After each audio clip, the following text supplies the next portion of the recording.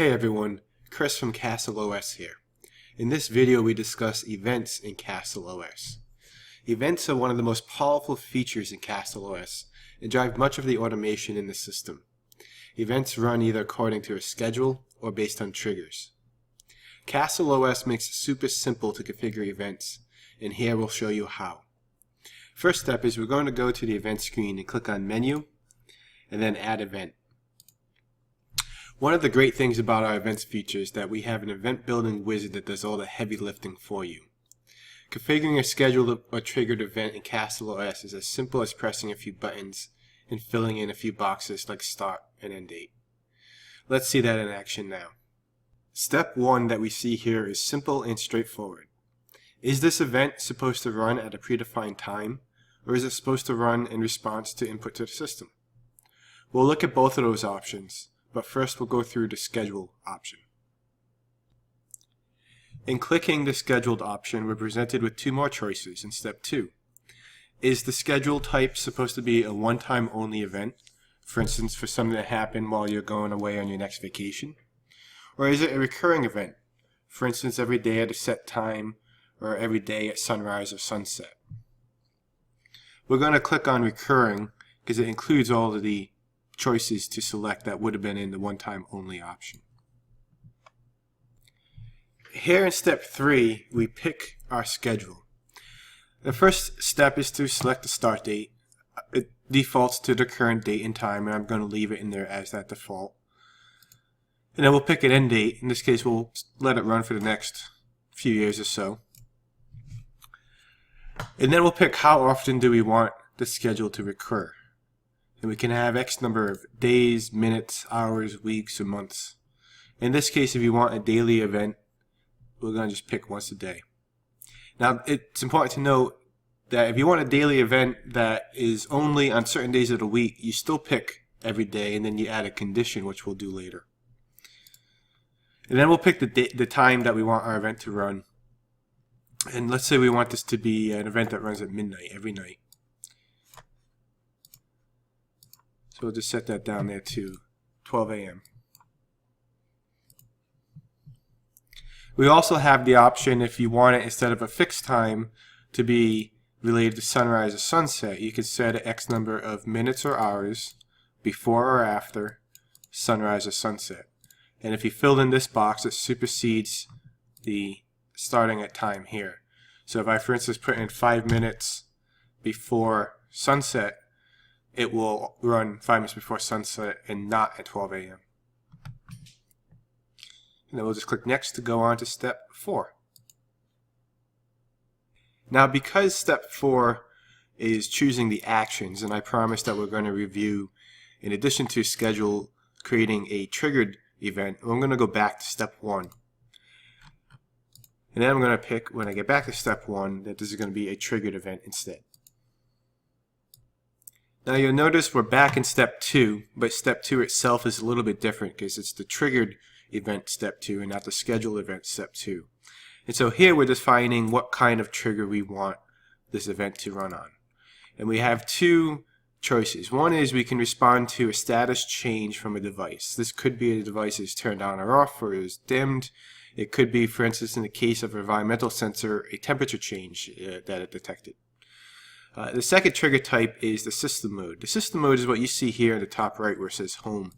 If we expand that, we have some modes like away and vacation and custom defined modes.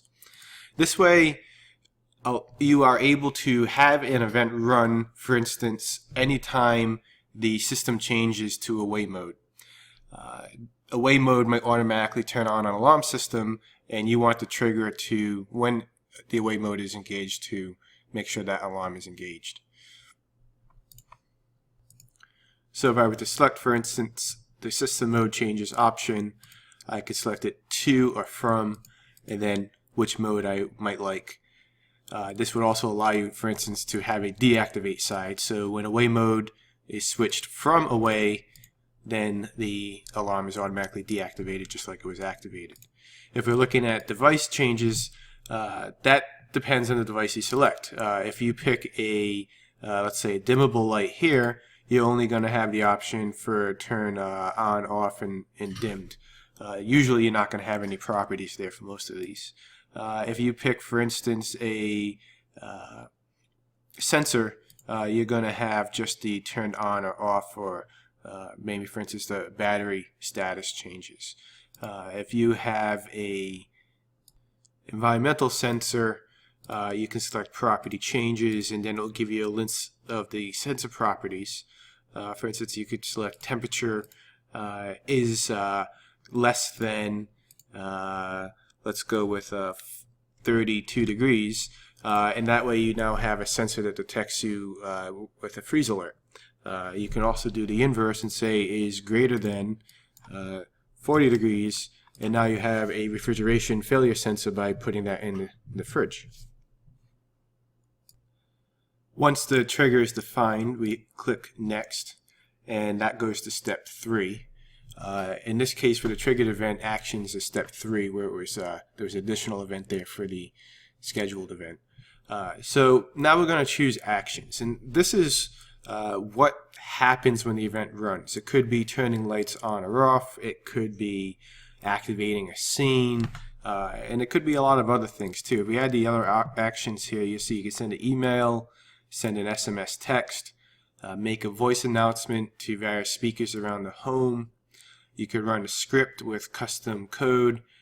This is particularly useful if you have advanced logic that you want to run in your event, if you want to check with exterior services, or you want to add things like complicated timing, where there's a very precise order of operations that things happen in. That's always easy to do in a script. You can add a delay. So, for instance, if you have an input like the garage door opens, then you can have a delay where it automatically closes 5 minutes later. Or you could change the system mode. So, like we used the example earlier where the system mode changes to a way it turns on the alarm, you can also have a event that when the alarm is manually engaged, the system automatically turns into away. So you have it covered on both ends there. So I'm just going to add a sample here. We're going to add a light bulb. And you see it gives a very simple option where you can turn it on or off or dim it.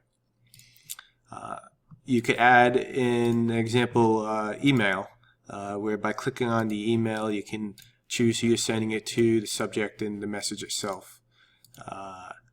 If you were to make a voice announcement, you would click on which speakers you want to broadcast that through in the announcement itself. Running a script, click on the script button and you pick the script that you want to run. It's all very simple and very intuitive. And once you've picked your choices here, you click on Next, and this brings us to the condition selection screen. This is a really cool part of the event building wizard because it offers the ability to make really complex conditions really simple to implement. As we look through the list here, we'll see some default options like is daylight and is night. You just have to pick the option, and the system knows based on your geographical location when it's daylight and when it's nighttime outside. It allows you to select the time of day that it's allowed to run in, or the date, for instance, only during a certain season. You can select the day of a week, Wednesdays only, weekdays only, weekends only. You could check a device for certain properties to see if it's within a certain range. You can check a script for approval. And this is one of the more developer-friendly options in the system, where you can request from a script that it checks with an outside service and pass back a go and no-go signal. So your script can condition whether the event runs or does not run. You can check the outside weather, and you can check the system mode. Let's walk through an example using the day of the week condition. So we'll select day of the week, and now we're going to pick what our choices are. And it could be is between, is not between, is equal to, for instance, Wednesday, is not equal to Wednesday, which means is any other day of the week.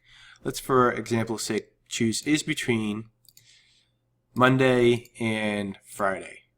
So this means it will only run during the day of the week. And you see as it explains it, it's putting it in natural text to you, and day of the week is between Monday and Friday. Very simple to read and understand. Likewise, if we want to check a device, we had done the example with the thermostat. Let's do that example again. We'll check the device property. Let's use the set of the temperature like we did last time. Let's use humidity and say that it will only run if the humidity is greater than let's say 50. So this event will turn on a fan hypothetically if the humidity gets too high. And we'll add that in there. And now we added two relatively complex conditions with just a couple of button presses, and we're ready to proceed to the next step, which is giving it a name. In this case, we're just going to call it example event. And you see it gives us a feedback of everything that it will allow in our actions, in our conditions, and by clicking save, it's added the event. And now if you go back to the events screen, you'll see it's been added to the list with the full breakdown. It will show you the last time it's run. It will show you what the trigger is, what the actions are, and what the conditions for when it runs are. There's a lot more you can do with the events. It really depends on the type of devices you have in your system and what type of automation you're looking to enable. But whatever it is, CastleOS can definitely handle it for you. Thanks for watching.